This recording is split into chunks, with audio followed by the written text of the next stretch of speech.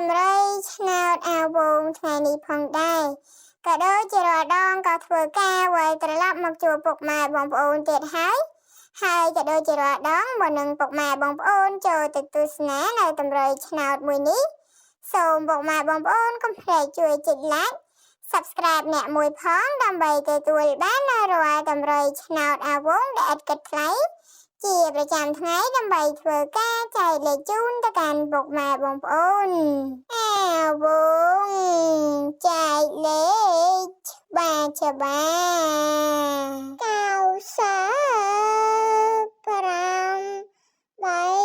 អាវ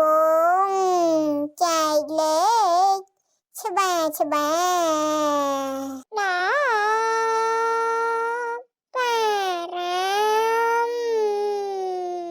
អាវងចែកលេខច្បាស់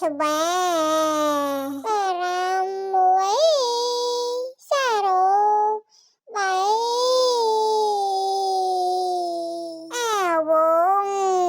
ចែកលេខច្បាស់